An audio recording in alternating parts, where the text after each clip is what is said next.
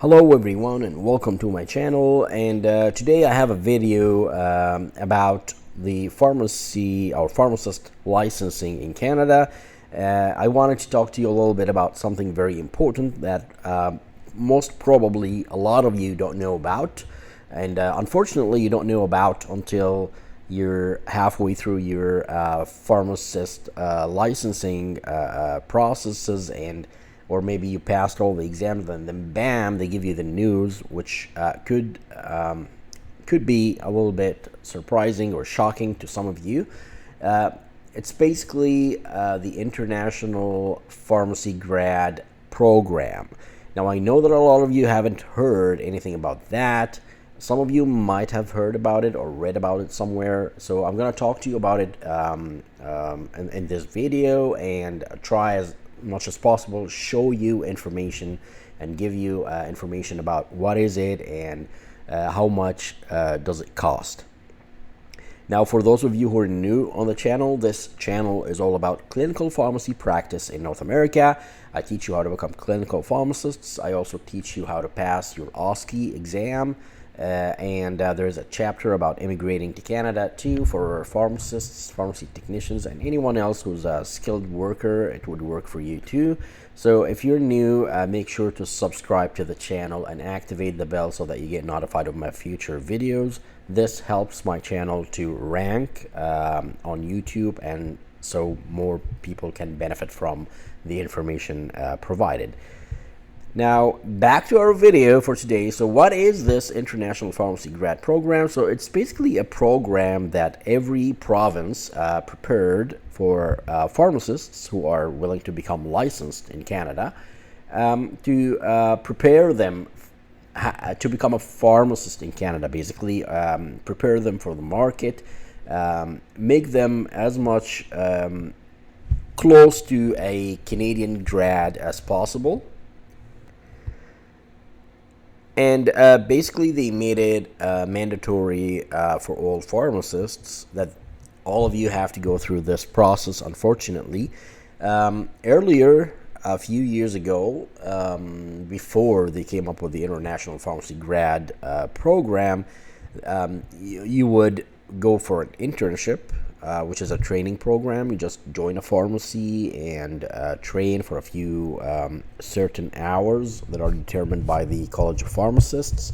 And after you finish your internship, you apply for a license and you become licensed in Canada, in whichever province you practiced in.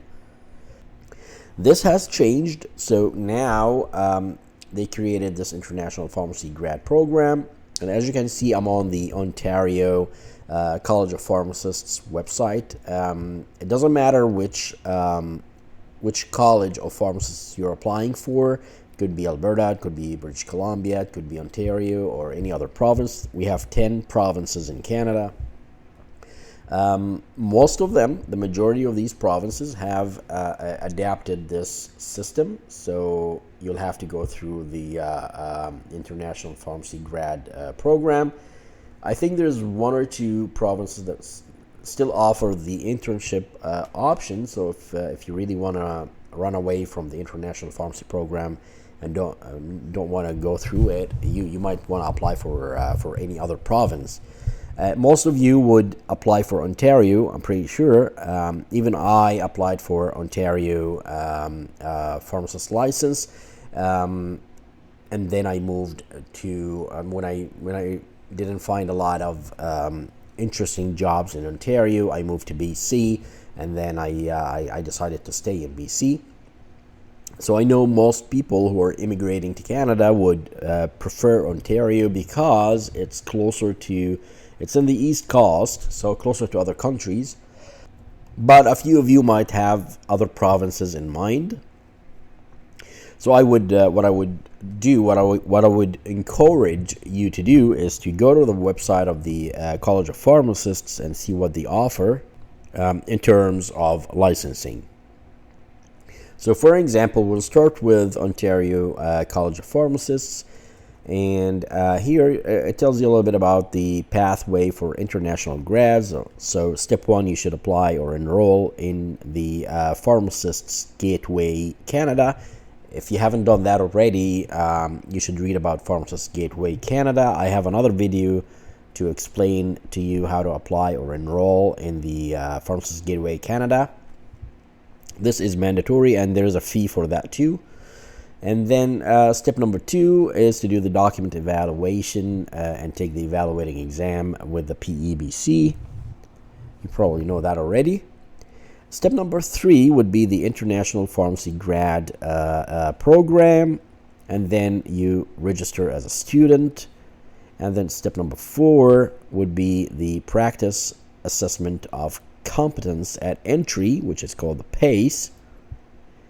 And then that includes the jurisprudence exam and registering as an intern. Step number 5 would be to take the qualifying exam. So you see, how far are you from the qualifying exam? You're pretty far away. That's only for Ontario, by the way. And then step number 6, final application for the certificate of registration as a pharmacist, and then you become a pharmacist. But for today's video's sake, I'm only going to talk about the IPG program, which is the International Pharmacy Grad program. I'm going to click it here. It's going to take you right away to the University of Toronto website, and specifically the page that talks about the International Pharmacy Grad program. A little bit of overview here, and course overview. Look down here. It's actually a 23-week full-time online program consisting of 2 academic terms, the CPS 1 and CPS 2. So you need to prepare yourself. It's going to be a 23-week online program, and the good thing is that it's online. It talks a little bit about pharmacotherapy here, a little bit about medication management, foundations of pharmacy practice, and then CPS 2, again, pharmacotherapy, medication management, foundations, and some labs. And that's pretty much it over 23-week period. Now, for some of you, 23 weeks might sound okay, but for others, if you're not prepared for that long, you might want to reconsider a different province maybe that offers a shorter duration for the training program, or a province that doesn't offer the IPG yet. I'll skip schedules. You can read that on your time, but I wanted to show you this very important part of it, the tuition and financial assistance. Most of you, I should say, will not qualify for financial assistance, but they have to put it there. But again, it's not going to harm to apply for that, because as you can see, for the CPS 1, you end up paying $6,965 plus tax. The tax is usually around 12%. And then for CPS 2, it's the same amount. So if you add up this amount, let me do it on my calculator here. So basically, you end up paying about $16,000 for the full course. About that much, yeah, including the tax. So $16,000. Convert that to your currency wherever you live, and think about it if you're actually able to afford that. And then look at the financial aid part here. There's one with Scotia Bank, and there's another one with Windmill Micro Lending. Of course, these financial assistance methods are basically loans that you end up paying later on. So you take a loan from a bank or a lender, and then you pay it over how many months they agree about with you. But of course, there has to be some collateral. Like, they're not going to give you a loan when you live in another country and they don't know anything about you and you don't have any collateral. Most probably, this will work for international grads who already live in Canada and have a life in Canada. Basically, someone who has parents in Canada or has a brother or a sister who works in Canada and can be the collateral for that loan. But again, explore it, look at it, and see what they offer, and hopefully it works for everyone. Of course, there's a deadline to apply for such a course. They have to complicate it even more. It's not available anytime in the year. So here you find some dates about when is the deadline to apply, when is the deadline to pay the tuition fee for each one of the terms. And even if you decide to withdraw, you don't want to take it anymore, you might not get all your money, depending on when you applied for a withdrawal. So make sure to read everything, including the fine print. So yeah, this is basically something that most of you don't know about, and I know that, and I know it might be shocking, and I really wanted to bring it to your attention before you go through the process of applying to become a pharmacist in Canada and then suddenly realize, oh my God, I have to pay $16,000 to this place, this university, to take a course that no one told me about. Now, this is Ontario. Let's take a look at some other provinces. I did actually do my research earlier, and I noticed that British Columbia offers the same thing. It's about $15,000 in British Columbia, so only about $1,000 less. I could be wrong. It might be the same, but I couldn't find any other information. Alberta has the same course, also costs same amount. So the interesting province I found was Manitoba. Let's go to Manitoba. So Manitoba's website is not working. So, let's take a look at Newfoundland here. So this is another province, Newfoundland and Labrador, one of the Canadian provinces. I don't know if anyone has plans to work in Newfoundland. It's one of the coldest provinces, but it is also one of the interesting provinces in regards to international pharmacy grad registration. And over here you find for grads of international pharmacy programs, so I'm going to click that one.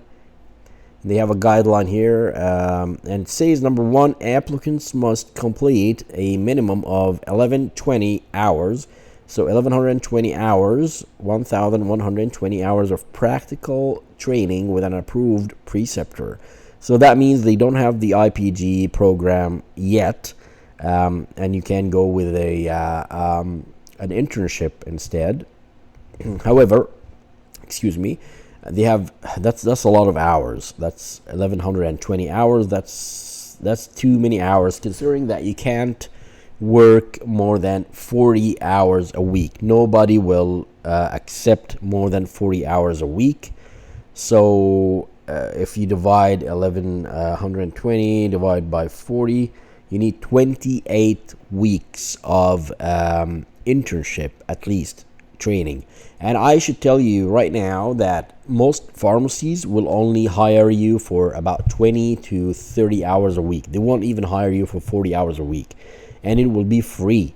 They won't even pay you unless you're very lucky and you end up with a pharmacy manager that is really good and really nice and pays you a little bit for your internship. Otherwise, it will be free. So 28 weeks free.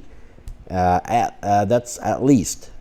If they offer you less hours per week, let's say they offer you only 20 hours per week, so that's 1120 divided by 20. That means you have to work for a whole year in order to get your hours done. I'm not trying to sound really pessimistic or anything, but I have to tell you before you find out on your own. So this is basically just to give you a heads up that this is coming up soon and you have to prepare for it. I have seen a lot of students that came from other countries and they had no idea how many hours they need to do as an intern. No idea that they have to go through the IPG program, and they couldn't even afford it. They couldn't afford the IPG program, and most of them actually passed all exams.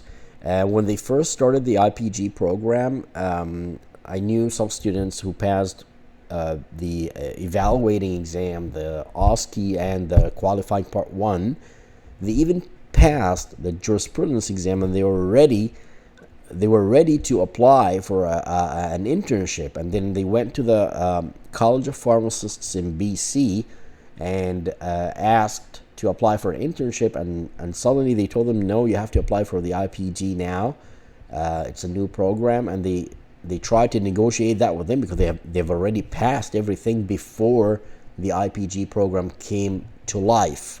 But the College of Pharmacists still refused, and some of these students actually went back home because they couldn't afford $15,000 for a program, especially that they already passed all the exams. So what are you going to teach me that I didn't ace already, I didn't know about already because I passed all your exams? So just to give you a heads up, but yeah, Newfoundland is one province that doesn't require the IPG yet. That can change anytime soon. I don't know when, but it seems as of now they haven't changed their rules. Manitoba, their website is not working, but I had the information earlier today, and they also don't require the IPG course. They don't have the IPG course yet.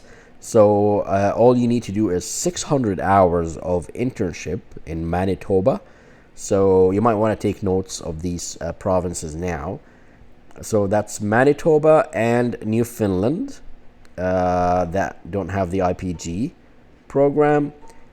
Pretty much everyone else, I have Nunavut. Nunavut and Northwest Territories. I had no idea what do they offer there because I even tried to Google their colleges of pharmacists and I couldn't find any information. But I don't expect any of you to go to Northwest Territories or Nunavut because these are the coldest and harshest weather in Canada, and no immigrant goes there unless you really have a super good offer to go to these areas. Because immigrants basically come from really hot countries, and it's impossible to survive in such really cold parts of Canada. But I couldn't find any information anyways. They maybe don't have the IPG program there to make it easier for people to go to these areas of Canada. So you might want to take note and research these provinces too. Nova Scotia, they have an IPG program, very similar to Ontario. New Brunswick, same thing. Alberta, same thing. BC, same thing. And Ontario, same thing. And basically, these are the provinces that most immigrants will go to. If you can't afford the $15,000, I would actually recommend to take the course because it will help you, especially if you take it before the OSCEs. It will help you with the OSCE exam. But again, it's a matter of whether you can afford it or not. If you can get a loan at your home country and pay for the course, because you don't have to come to Canada right away, you can still pay the loan in your home country somehow before you come here. That might work. I know some people who did that, took the course, took a loan from their home countries. Excuse me. People who lived in, for example, in Dubai, they took a loan. They used to work there, and they took a loan based on their work. Took the course, took all the exams while they still live in Dubai, and then paid off the loan over a year or something, and then they came to Canada. So that would be another way to do it. But hopefully you all can afford it. But yeah, I just wanted to give you a heads up about that part. That's all I have for today's video. If you have any questions about this part, ask me in the comments, and I'll be more than happy to answer your questions. And if I don't know the answer, I will find the answer for you.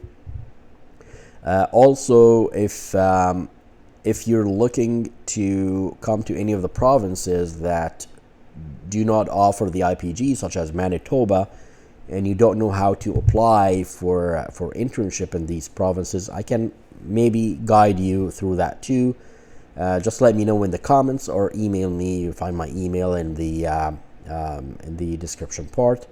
and I can maybe guide you to find a pharmacy that you can do the internship in. I don't live in any of these provinces, but I know how to find these pharmacies, so I can just guide you on how to find it.